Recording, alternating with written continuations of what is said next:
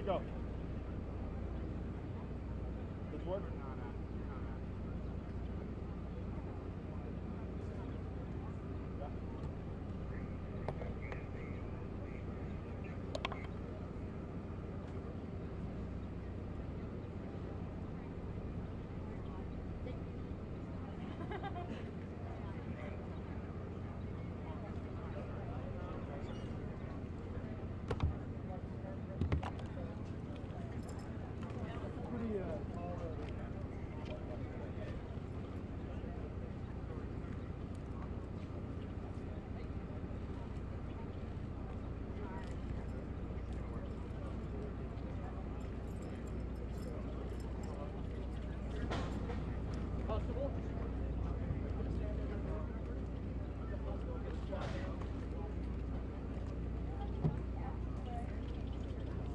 If I can get everybody to get behind me, get a straight line.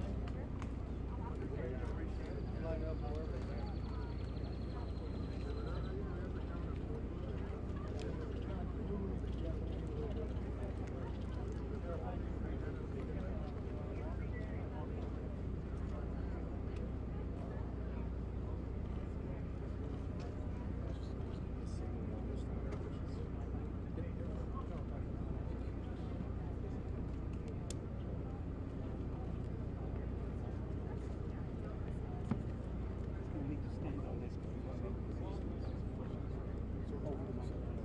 You might not like that.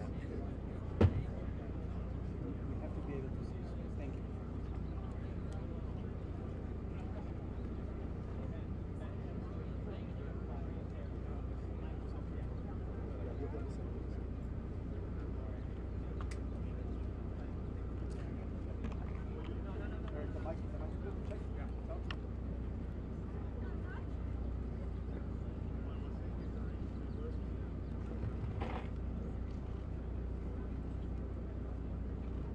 You guys good?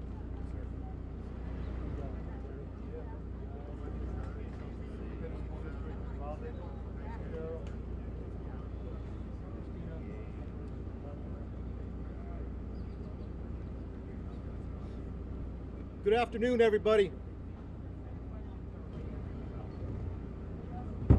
Good afternoon, everybody. My name is Victor Escalon, Regional Director for DPS South Texas. Thank you so much for being here today. My goal today on this conference, this press conference, is to give you a snapshot where we're at today. This incident happened on Tuesday, May 24th. So there's a lot of information, a lot of moving parts. We have a lot of people involved in this investigation. I'm going to give you a summary of what happened. But before I do that, I was able to make it here during the event on May 24th. Same with a lot of other law enforcement officers that came to this event, this critical incident. I got to see the victims, I got to see the officers, I got to see the community members. It is so hard. It's hard to take. It's traumatic. We're all hurting inside. We're hurting inside for the community members in Uvalde, Texas. We're hurting inside with our local partners that have to live here and work here every day. The victims, the family members, we feel for them. I'm a father. I can't go home tonight and hug my kids. That hurts. The members behind me are family members, their kids. It's tough. It's tough, it's hard, but that gives us the motivation to move on, to do good work for Uvalde, Texas, for the victims. We speak for the victims, and we take that dearly. Before I get started, Texas Rangers are leading this investigation. But we can't do it alone. We cannot do it alone. We have ATF, FBI, CBP, Border Patrol, Uvalde County District Attorney's Office. The list goes on and on and on. But the agencies I told you are the main ones that are assisting with this investigation. We want to know what happened. Recreate the scene. That takes days. That takes hours. That takes time. A lot of information. Then we have to do a lot of interviews. So we just started. We started on Tuesday. Today's Thursday. We're still grabbing a lot of information. We also, what's important to us is why. Why did he do this? Why did he do this? Who is this man? The suspect. We're going to find out. With all the different agencies that are involved, we're working every angle that's available. And we won't stop until we get all the answers that we possibly can. So again, I want to thank these men and women that are behind us supporting the DPS and the Rangers. So there's a lot of information I'm going to give you. There's some new information as of Tuesday that I wanted to clear up, that we want to clear up, that's been pushed out. We'll continue to have updates in the coming days once the information is obtained and we're able to confirm and corroborate that. We want to make sure we're pushing out the right information. Early on, when we came in, we were receiving a lot of information from a lot of different locations. That's a baseline. You start there. We made some reports. But since then, we started doing interviews. We started working the crime scene, so we're cooperating. I want to share some of that. It's a small piece of information right now, but it'll grow within days. So please, thank you for being here and being patient with us. It means a lot. On Tuesday, May 24th at 11:28, suspect just west of here wrecks his vehicle, pickup truck that he took from his grandmother. He had just shot his grandmother in the face. She's alive. She's stable at this point. At 11:28, he's sitting there at the Bardage. He jumps out the passenger side of the truck. According to witnesses, he's got a long arm, rifle, and a bag. Later we find out it's ammunition. He walks around, he sees two witnesses at the funeral home across the street from where he wrecked. He engages and fires towards them. He continues walking. He continues walking towards the school. He climbs a fence. Now he's in the parking lot, shooting at the school multiple times. 11:40, he walks into the west side of Robb Elementary. According to reports, video we have obtained from outside, inside, and again, we're still combing through that. So bear with us. Multiple rounds, numerous rounds are discharged in the school. We're trying to get a number. We're in the process of analyzing that video. 4 minutes later, local police departments, Uvalde Police Department, the Independent School District Police Department are inside, making entry. They hear gunfire, they take rounds, they move back, get cover. And during that time, they approach where the suspect is at. According to the information I have, he went in at 11:40. He walks, and I'm going to approximate 20 feet, 30 feet. He makes a right. He walks into the hallway, he makes a right, walks another 20 feet. Turns left into a schoolroom, into a classroom that has doors open in the middle. Officers are there, the initial officers, they receive gunfire. They don't make entry initially because of the gunfire they're receiving. But we have officers calling for additional resources. Everybody that's in the area, tactical teams.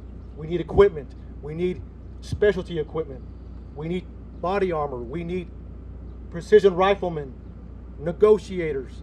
So during that time that they're making those calls to bring in help to solve this problem and stop it immediately, they're also evacuating personnel.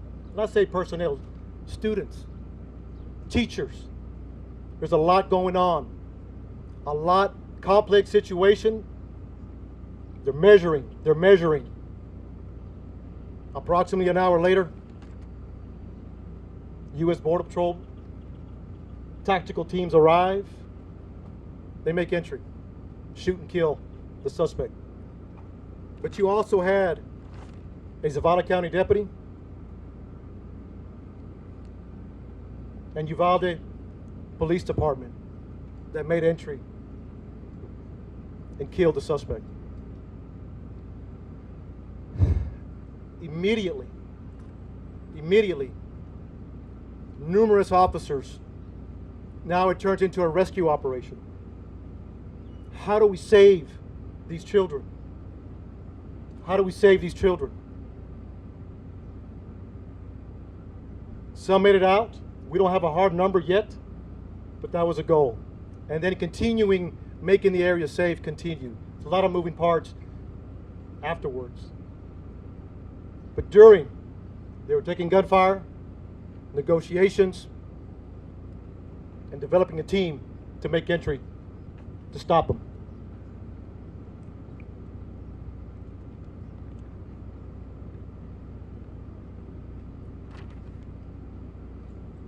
I'll take a few questions. And again, look, a summary. One more thing I forgot to mention that I want to clear up that came out early on. It was reported that a school district police officer confronted the suspect that was making entry. Not accurate. He walked in unobstructed initially. So from the grandmother's house to the bar ditch to the school, into the school, he was not confronted by anybody. To clear the record on that. 4 minutes later, law enforcement are coming in to solve this problem. So, Director, how is he able Step to by. take access? So, just want to clear that up. That's very important. And again, this will happen as we move forward. So, thank you. I'll take a few questions. How is he able to get in if it was a school that's supposed to be locked during the school day? So right now, during the investigation, it appears it was unlocked. So we're going to look at that and try to corroborate that as best as we can. You know why? How many gunshots were Yeah, there? you know why he was unlocked? I do not. Hey, please, one at a time, and we'll address as many questions as we can. So let me finish this question. One at a time, announce your name and announce your network, okay? Let's be respectful, please. My name is Josh Margot, and how do you know why it was unlocked? So Josh, thank you for the question. So right now, it appears it was unlocked. Like I said, it goes back to the investigation. It takes time. We will find out as much as we can why it was unlocked, or maybe it was locked. But right now, it appears it was unlocked. So thank you. Tony Nicole. Yes, sir. Tony Nicole. You say at one point when he was inside there, among the things you were attempting negotiation, was he responding to negotiation? And in that period of time, was there continued gunfire? So during that time, right now, according to the information we have, the majority of the gunfire was in the beginning. In the beginning. I say numerous, more than 25. I mean, it was a lot of gunfire in the beginning. During the negotiations, there wasn't much gunfire other than trying to keep the officers at bay. But that could change depending as once we analyze the video. But right now, according to the information, he did not respond. Tom Yamas with NBC News. My question is this: was there a school officer on campus, and was that school officer armed? Because that's what we've been told. So at this time, no. No, there was not an officer readily available, armed. No. Was there an officer? No, nothing. I can't answer that yet. I'll circle back with you again. As we do that investigation, we have all these questions we want to answer. So, but I'll get back with you, sir. There's a 12-minute gap. There's a 12-minute gap from when he crashes his truck to when he enters the school. 12 minutes. What happened in that 12 minutes?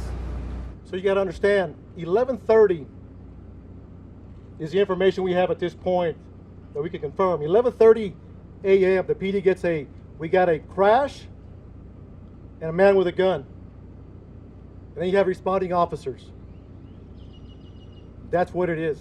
If it's 12 minutes from 11:30 to 11:40, that's the information we have right now. Look, at the end of the day, our job is to report the facts and have those answers.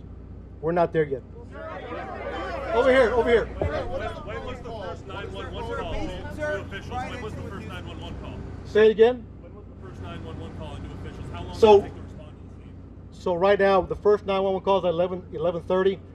I will get the time what it took to respond. So we'll have that answer. Yes. Could. There's a lot of possibilities. There's a lot of possibilities. Until we receive an interview, because there was numerous officers at that classroom, numerous. Once we interview all those officers, what they were thinking, what they did, why they did it, the video, the residual interviews, we'll have a better idea. Could anybody have gone there sooner? You gotta understand, small town. Yeah, people from Eagle Pass, from Del Rio, Laredo, San Antonio responding to a small community. Based on the information you have so far, sir, should the officers have gone in sooner? Should they have waited for those tactical teams, or should they have gone right in? That's a tough question. That's a tough question. Again, it goes back, our job is to report the facts. Report the facts, and later we can answer those questions. Based on what you know so far, should those officers have I don't have enough information to answer that question just yet. So, one more question, please. Is it accurate that eyewitnesses and potentially parents of the students were urging the police to go in while you were waiting for a tactical SWAT team, even that some parents were asking to borrow police armor so they could make a counter-assault on the school? I have heard that information, but we have not verified that yet. So, What part haven't you verified? we have not verified is that a true statement or not, or is it just rumor out there? So you got to understand, we're getting a lot of information we're trying to track down and see what is true. We want to vet it. That's all I have for questions. Thank you so much. Did you follow best practices for actual shooter scenarios? So look, we appreciate the questions. What were the officers doing between 11:44 and 12:44? I got you. The suspect is Yes, sir. barricaded behind that. You guys have said that he was barricaded.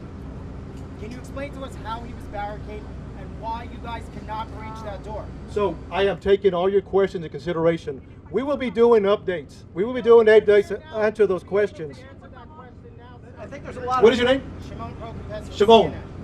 I hear you. Because we've been given a lot of bad information, so why don't you clear all of this up now and explain to us how it is that your officers who were in there for an hour, yes, rescuing people, but yet no one was able to get inside that room.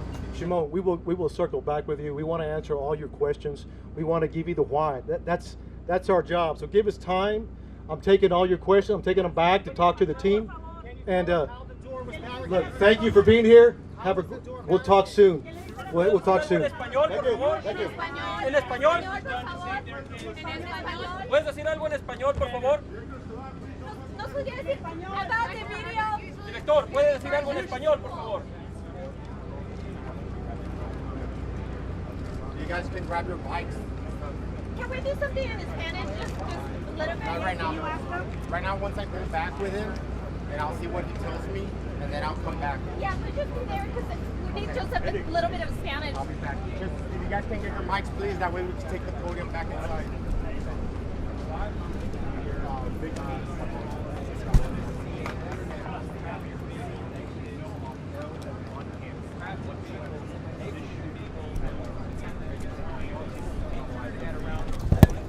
A full hour, we now have confirmed, went by before the classroom where the majority of the people died, if not all, where the shooter was actually breached by law enforcement. I'm here with Janet Shamlin, who was listening to the press conference with me. What stood out to you?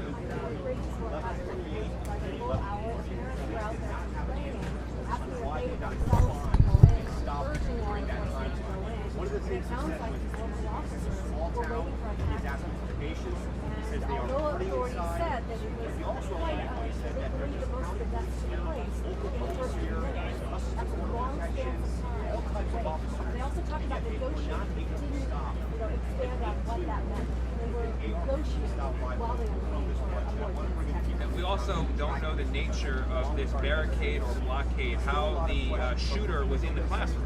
Right, but we are hearing from a child now. The first account of a child inside the classroom who survived the carnage and has talked about the gunman shooting through the door, coming in, hearing the police outside.